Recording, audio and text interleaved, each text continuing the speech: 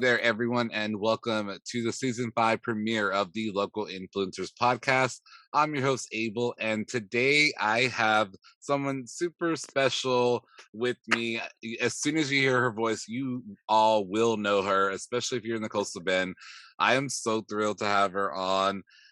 She's not only a radio personality, she is a mom of twins, and she, I would say, is a major influencer here in the Coastal Bend. CoCo, thank you so much for being here. I am so honored. I'm just smiling from cheek to cheek. Thank you so much. I'm so thrilled and honored to be here. So thank you so much for inviting me to finally be here. I know. Thank you. I've met CoCo at my day job, and Yes. I was like, CoCo, so I have a podcast, and she had heard about it, I think, through my boss, and CoCo's like, what the heck? Like, so I was like, yeah. So just to give context, it's like when I first met you, CoCo, I was like very like starstruck because I remember, and we're gonna get into like your radio personality. You've been doing this for a long time. Radio, I think 20 years, right? Like, yes, in the biz 20, but on air here like 11 plus.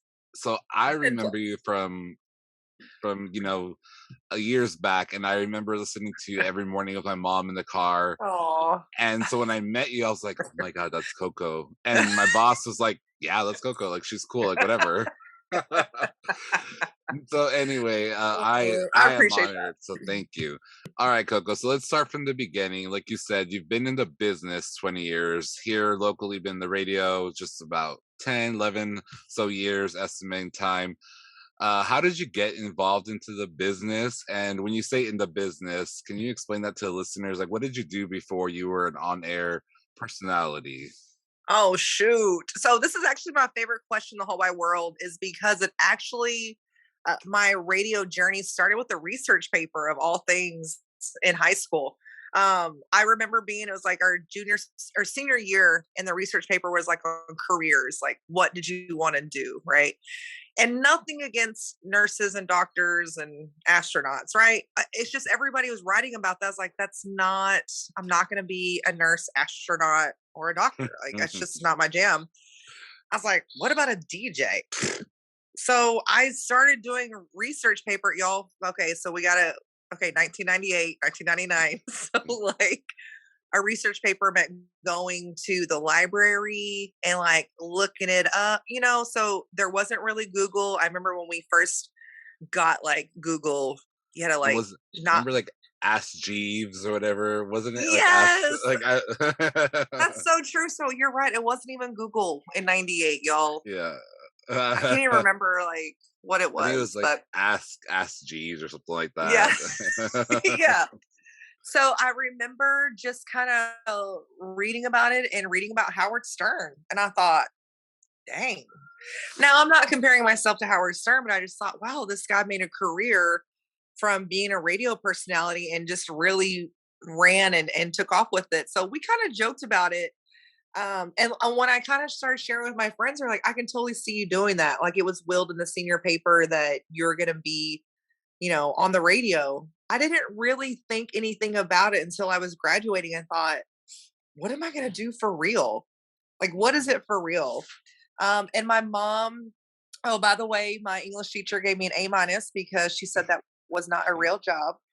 So, call her out now. Now that I'm older, I'm like, was that reverse psychology working? Was that your job as a senior, English teacher? Or were you just trying to give me a dig because, right? I was trying to flip the script on you. So I talked to my mom about it, and of course, like, what does that even mean? Like, being a radio DJ, like, what is that? I don't even really know what that is. Yeah. So my mom was like, please just go to a community college in our hometown. So I'm from Waxahachie, Texas. So I went to Navarro College for a semester. And I remember just struggling. I was like, Mom, this is not for me. I don't know what I want to do, but if I have to do this, this ain't it. She was like, please just get through this semester and just hang in there and show me that you can do it. I was resentful. I'm thankful now that I'm older, right, that there was a lesson in that. But at the time, I just didn't, want to do it. On my downtime, I was watching Jerry Springer, and I'm not joking, when a commercial came up for the radio school that I went to. And I thought, Lord Jesus, if today's a sign, this is it. Of all outlets, is Jerry Springer. And it was a commercial for the radio school that I attended to that changed my life. So I went to the open house, and I remember stepping out, and there was a lucky penny on the ground. I still have that penny, and Wow. my life changed from then on. It was a hands-on technical school for radio broadcasting. I remember bringing my little CDs. That was a mix of like cranberries and a latest Morissette, Mhm. trying to program this little radio show, and I just fell in love with it. My I just started growing this craft, and especially as like one of the only girls in my class, they didn't think that I was going to be able to, hang with them, if that makes sense. But I didn't really even think about that then. But I look at about it now, and it's like, dang, that was so long ago. But I'm so thankful that I just jumped and took that opportunity and went to the school. I also share on the air, like, you know, universities aren't for everybody. You know, uh, Hands-on training and finding a skill that you can hone into, and something that gets your creative brain flowing in a different way if it ticks differently, that is super cool, and that you should be able to do that and not feel pressured into going off to some 4-year university or whatnot. So I was very thankful that I found a technical school for radio broadcasting like 100 years ago. Yeah, yeah, that's awesome. And so, like, when you went to like your first radio station, did you kind of do like behind the scenes work first, and then A like did 100%. were you that intern like everybody Listen, like you started from the oh, bottom? honey, honey. I share this a lot with, I say, the young kids and the youth. Is like, I talk about that song. I started from the bottom. Now I'm here. Like, listen, guys. I hate to say that, but there should be some sweat on your brows before you get to what you think is where you're supposed to be. Like, you should know how all aspects of every single part works. I didn't graduate radio school thinking, "Oh my gosh, deserve a morning show." I graduated thinking, my goal is to be on a morning show. How do I need to get there and do that? And I just did all the things. Yeah, I was in promotions for a long time. I remember the very first time I was even asked to do a commercial, because I told everybody what I wanted to do.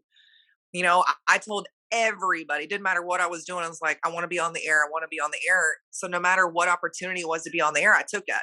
So I remember like recording commercials for a big country station in Dallas. It was for a strip club, but it was the bomb. Oh my god, Coco reading a I strip laugh club. about I laugh about Script. And don't forget your hot wings while you're there. Oh my god. Literally, look at I where you laugh started from the about bottom, now that. you're here. Look at that. But I Oh. always looked at those as a great opportunity. It's like, can I voice a commercial? Yep, I know how to do that. Do I know how to pack events? Yes, that's what I started doing. I love to do events because that's what I started doing. And I just started working at a cluster of radio stations, but it wasn't until I started at my hometown radio station, which is an AM, that I got my first on air break. And it was 7 to midnight. Uh, Mm. which was an AM classic country station. Like, come on now. People are just listening to Hank Williams and looking for aliens, so it's a different crowd. Conspiracy But it was in my theorist. hometown. Yeah, it was in my hometown. It was very special. And it was, once I got that bug, I was like, this is what I'm supposed to be doing. And I just rocked that for many years until I um, finally left there. But I was also bartending, waitressing. I worked at 2 different radio stations. I was doing a gospel. I laugh about this too. The Lord's humorous. When I graduated, I said, I don't want to work in gospel or country music. Those are my first 2 jobs, was gospel and country music. And ironically, I'm still in country music. I've only known you as far as me, like here locally in country music, and I've followed your journey, which I want to get into in a second. But Yeah, um, it's funny that you say all that because I do all these side things, but I have a full time job. But like you said, sure. I believe in like you make time for what you want to do. Like people are like, Yeah, I don't have time for. I'm like, no, you make time for the things I that you love want to that. do. Like I just got off of work. I like changed and I'm like, all right, let's go, Coco. Like we're gonna meet I now. love it. And then after this, guess what? I'm editing and I'm writing and am I JK Rowling? No, but guess what? She got turned down a million times. And so I love when that. I it'll think I take needed to hear that too. That's so encouraging, and I think that's what we're supposed to be doing. Is we're supposed to be encouraging people. We're not meant to carry the weight of the world on our shoulders, but you're meant to dream and do fun, exciting things. And you're absolutely right. Like you're going to make time for things that are important that you want to do that nobody else is going to do. Now, should they be important? Yeah, but it's not you're the only one that's going to make that important. I love that hustle and drive. Like that's another thing too. Is like I worked my butt off. yeah. Like You're there's lots of everywhere. times where You're everywhere with your families. Like, I mean, we just experienced that with your family here, as you're doing this, and then your radio and everything you do for so many businesses and social media, and yeah. you're so involved in the community.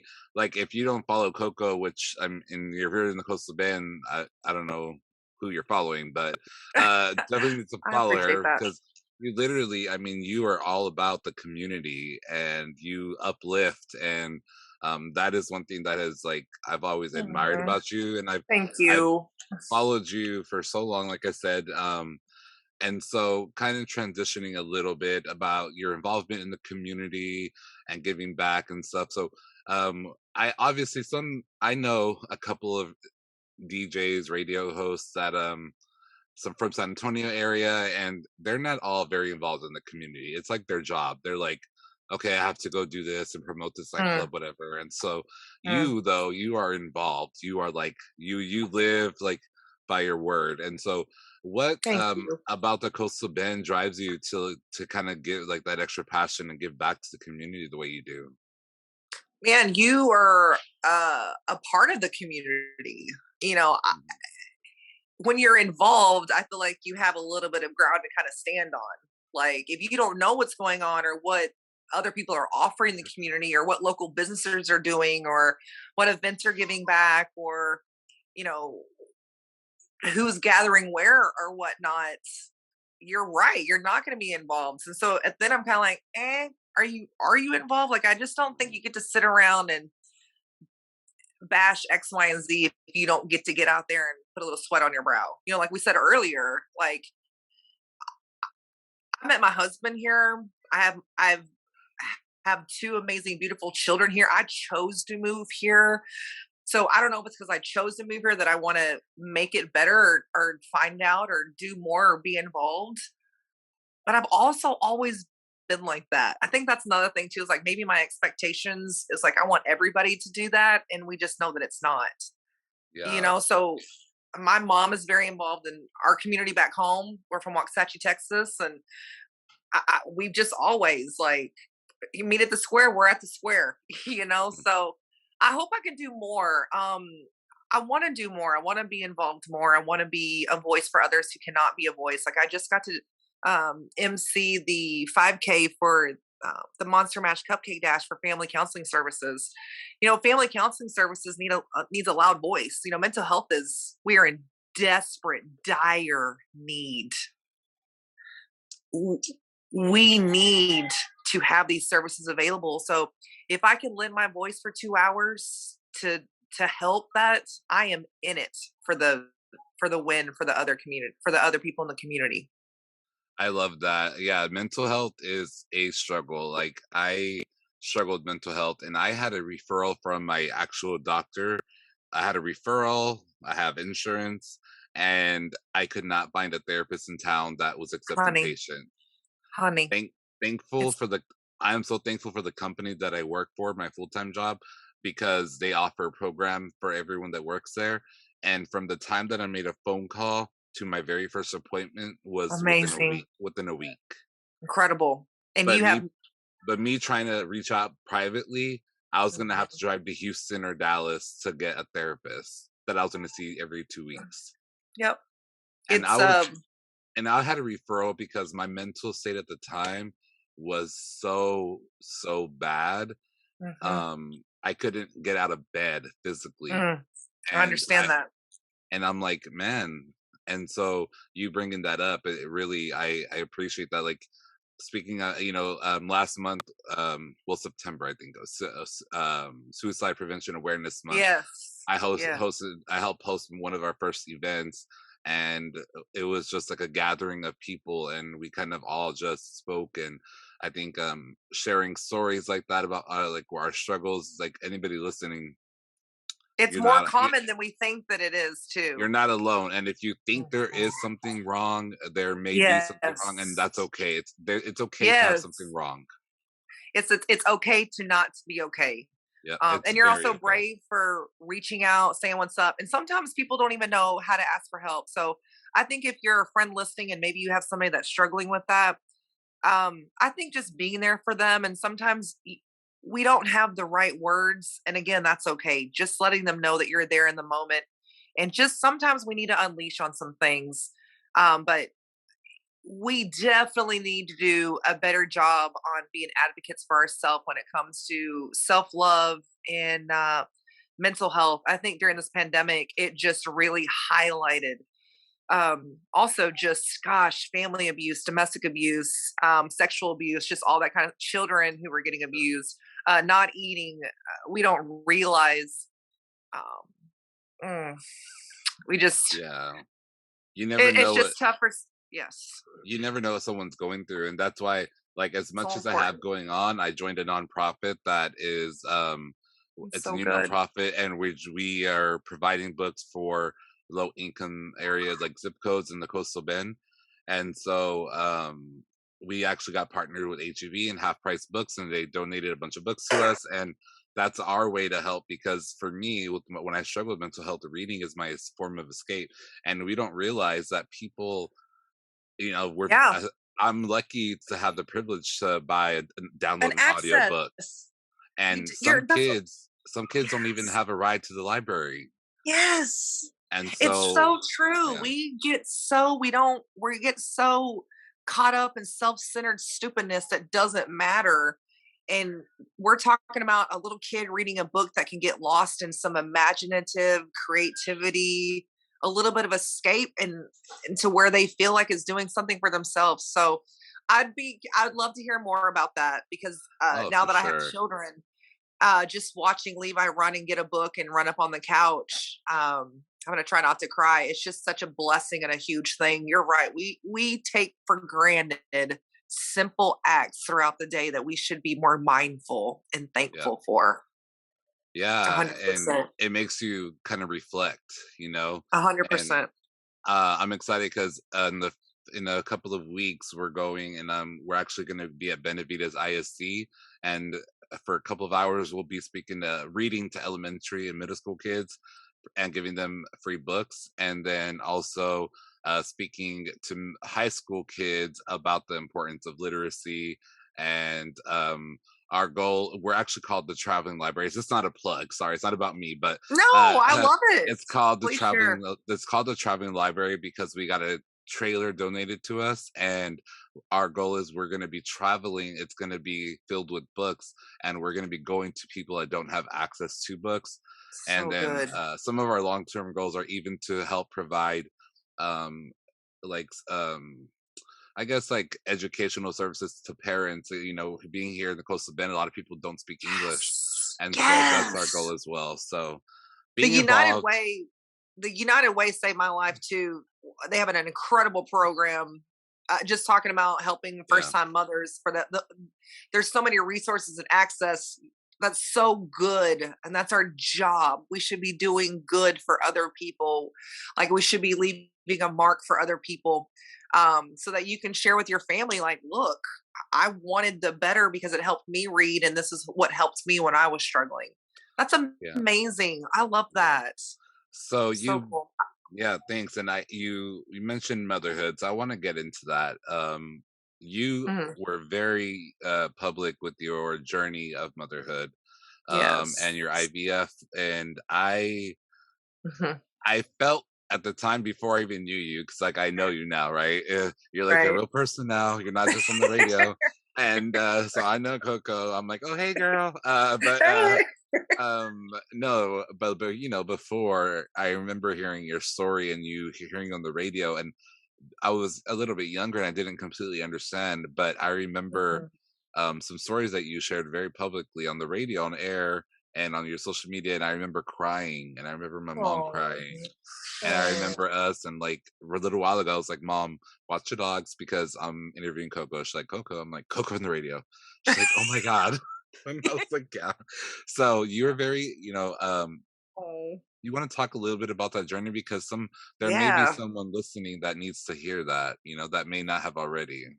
Yeah. So I'm gonna try to keep it short and sweet. Yeah, yeah, because it was um, a journey. it was, and I just get tears in my eyes when I hear that. So thank you for sharing that you and your mom felt that moment when I shared it on the air. Um, So if you're going through infertility, you are loved, you're strong, you are powerful. This is something that's out of your control. It's not anything that you're responsible for. And I think that's the struggle with it was for my husband and I. We tried for about 6, 7 years. My husband was a roughneck, so he was gone a lot of times. So obviously trying to plan was just hard. But after several years of something not happening, it was like, all right, bro, we needs to go to the doctor.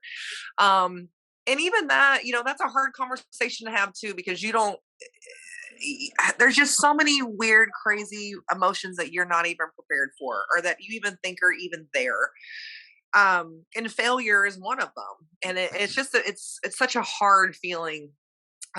Anyway, so we went to lots of doctors that happened. My husband had a procedure done. Stuff still wasn't happening. Months were still going by. We still don't have any answers. I was taking a ton of tests. Nothing's happening. And finally, we're like, okay, let's get a referral to fertility clinic in San Antonio. So we finally head to the clinic in San Antonio. And I just remember going like, how are we even here? Like never in a billion years, but nobody plans for those kinds of things, right? You're just like, oh, I'm going to get pregnant, or I'm going to get married and get pregnant. Woo. Um, so the whole time we were in San Antonio, my husband and I are like, oh, we're just going to do um artificial insemination. It's just going to be something easy. We're going to do something simple. It's not a big deal. Uh, and when we left, that's not was not the case. We had like 1 in 1 million chances of having children, and even with the process that they want to do, there was just still no hope. So they're like, "You're going to have to do IVF." So we went from like a couple of $100 to several $1,000, and a huge blow to both my husband and I. I'm like, "Are we going to be able to be parents?"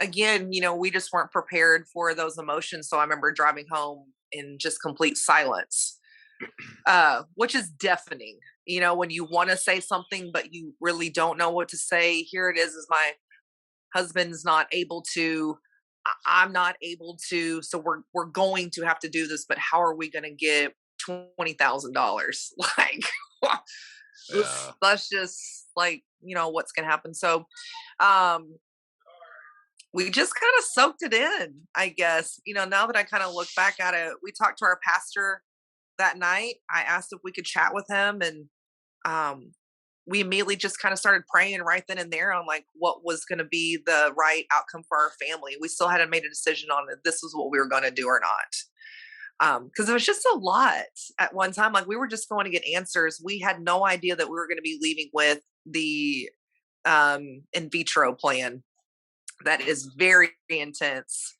Um, there's lots of medicine involved, lots of timing involved. It's amazing what you're able to get your body to do for this.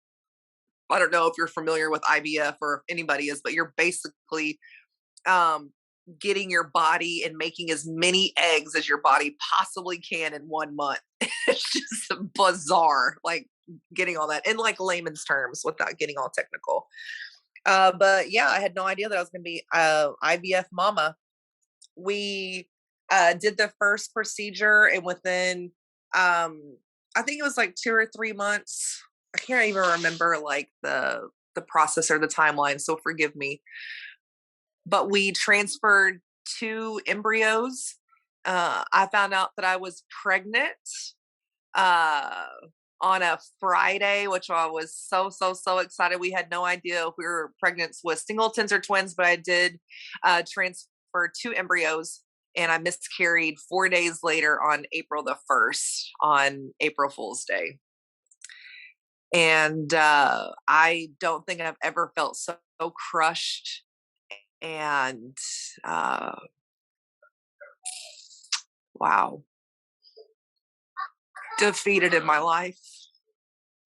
Sorry. Uh, I'm so thankful, now, but at the time, I just thought, man, that was our one shot, like, and we had to make a choice. Like, are we going to do it again? And I was just like, not ready to do it again at all. I just needed to heal, and I just needed to just wait a little bit. Like, it was just too much for me to handle. I just wasn't prepared for any of that devastation. So right then and there, I think that's when I had to make a choice. And I always tell everybody, like, you can be bitter or you can get better. And I know God has a plan for us, and I wanted to be better, and I didn't want to be bitter. But at the same time, I also don't think I dealt with it either. I'm still suffering with major depression now. uh, as I'm going through talking about mental health, that I just kept going and just pushed through all the things because I was trying to be positive and like be an overcomer and all those things. I'm thankful now because I can share the story with many moms and say that you are strong, and that nothing will ever prepare you. I don't care what stage it is that you are pregnant with your child. It doesn't matter. A miscarriage is a miscarriage, and you are owed to grieve however it is that you need to grieve, and that's allowed. I think that's what people want to argue about, which I think is so crazy to me. Like, that's not what we're arguing about. We have a mother grieving, period. Yeah. And it should end there. So here's where the miracle happens.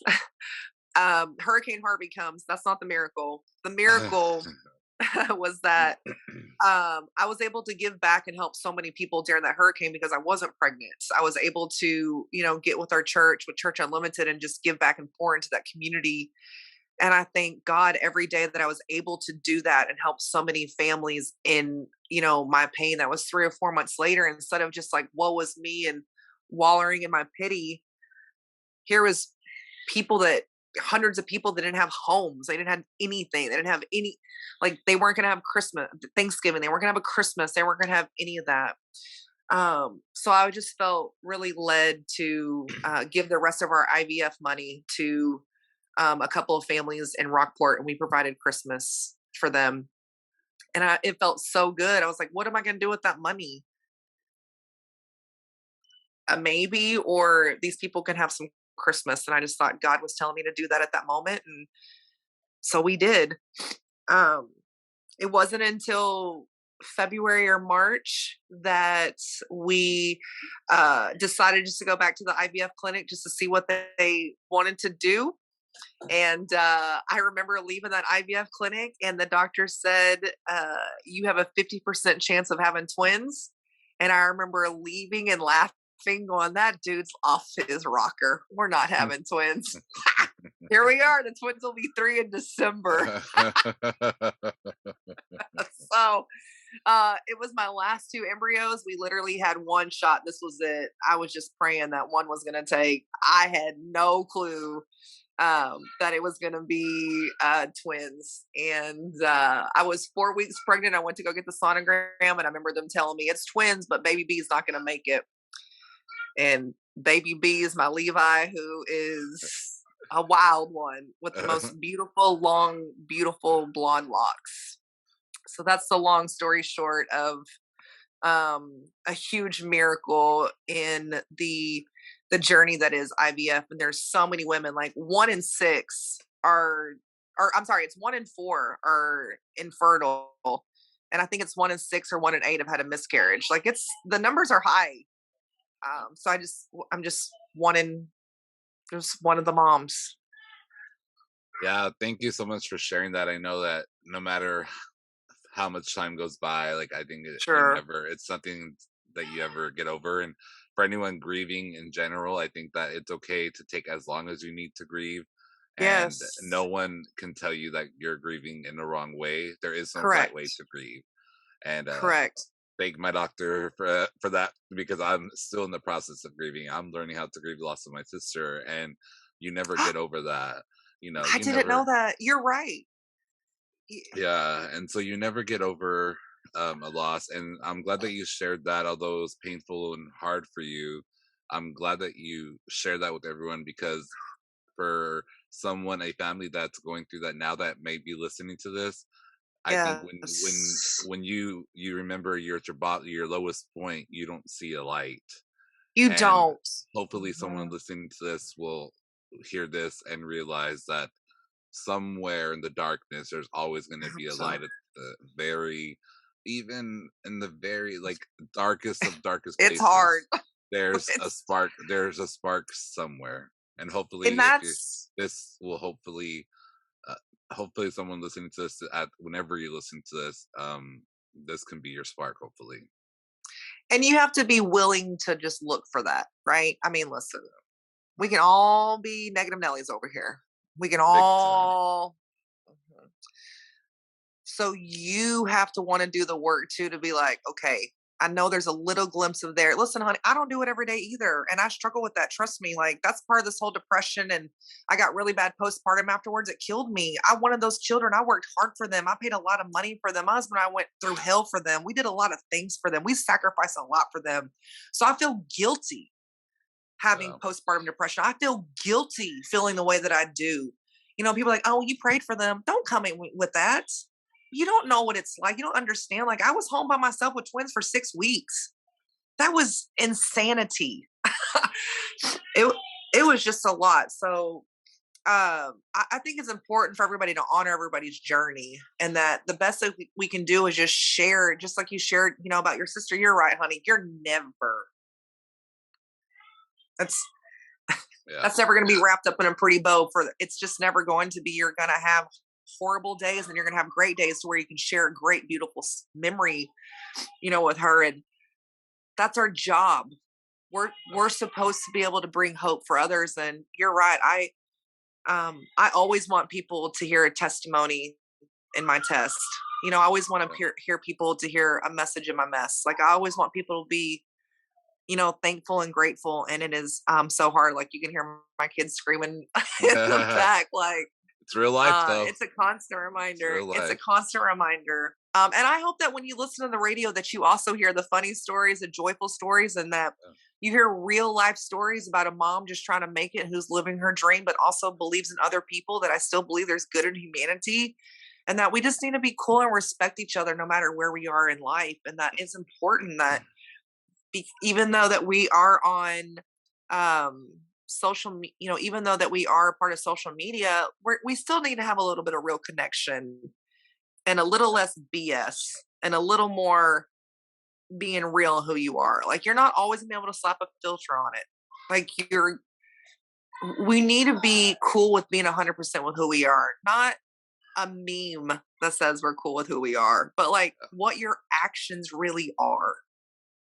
I Uh, I encourage that.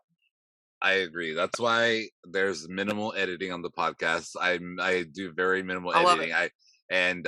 And I told Coco, and all my guests that have been on, I've told everyone I do not come up with questions beforehand. It is a very, what you guys listen to is a very natural conversation I love it. between two people. And That's a radio so tip. yeah. That's what you got to do. I tell people to, if you also, when you answer the phone, you should always smile when you answer the phone, even if you don't want to. I don't care. It doesn't matter. That's what you're getting paid to do. So you need to answer the phone with a nice, beautiful smile, even though you're mad. You've got to remember that you're getting a paycheck. Like Like, when just I tell my day at my day job, when I tell everyone, when you clock in, girl, I don't care if you got a parking ticket, speeding ticket. I don't care if correct. you're whatever drama you have. When you clock in, you're on the company time, and we are here to serve. And we're like, hi, Correct. welcome in. And deep inside, I am crying. But guess what? You will never know. I am. Correct. Coco knows what I do for a living. She knows the madness Same. that has happened. So, But so though, it's true though too. Like people, and I think that's why people struggle with like, how are you depressed? They hear me on the radio, like, oh, she's so funny, she's so joyful, she's cracking jokes, she's cracking that, she's doing that. Because listen, you're also hurting in a certain kind of way. I don't know, like I don't know what you're going through, so I want to bring a little bit of happiness and laughter. Like I hope you're laughing with me, maybe not at me, but I hope you're hearing a little something that's fun because we're inundated with stress all day long. Like you don't want to hear the bad news, you want to hear the funny news. And I talk a lot about food, and making fun of my kids and my husband. Those are fun things that we can all get along with. yeah, Coco's. We're keeping this podcast going because her husband's on daddy duty right now, and she's like, "Call me when you're done. Let me know." That's when we're ending the podcast, y'all. I keep seeing little feet going, mama, like they're whispering now. So I can appreciate So, that. So no, but Coco, thank you so much again. It's been what an honor. like a pleasure to have you on. Thank Honestly, you. like when you Thank you told me so like much. what the heck, like you have a Oh yeah, podcast, I and was I'm like, like, bro, why am I not on this thing yet? And then you're you're like, like. only have so many spots. I'm like, oh, okay, so hi, am I gonna get a spot? What am I doing here? You're like, okay, so I see you Am every I day, and not? Yeah.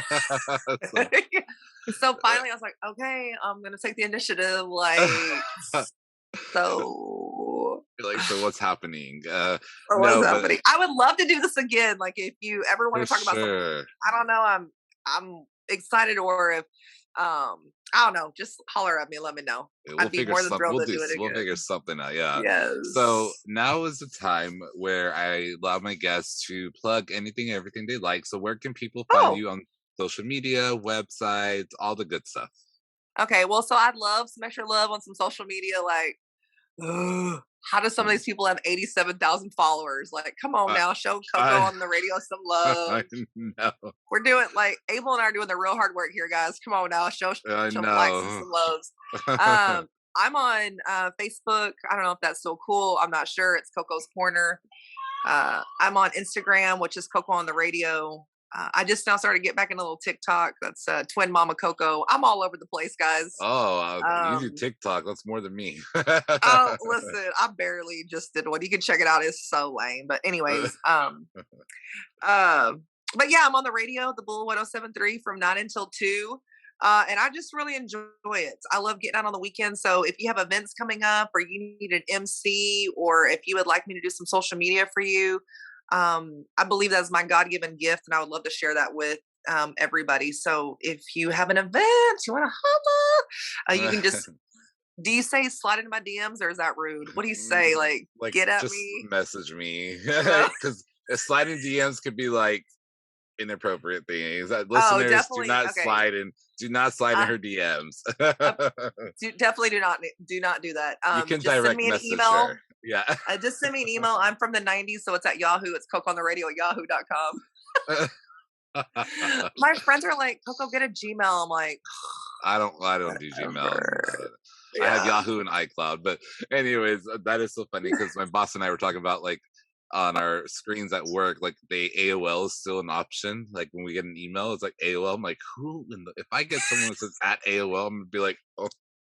My mom has it at AOL. I'm like, do you even know how to check that? She's like, send it to my email. I'm like, okay, lady. I feel like nobody has that. How are you using that? Oh, I feel like a boomer. Oh my god. So yeah, again, Coco, thank you so much. I really appreciate Thank you and your you. time and everything you do for the Thank you. community and making us smile every morning. Thank you. And when I Yay. see you in real life, you're always a pleasure. So thank you. Uh, And For Thank everyone you. listening, wherever you are listening, please go out into your community, make a positive change, and do something good. Until the next episode, guys, we'll talk soon. Thanks.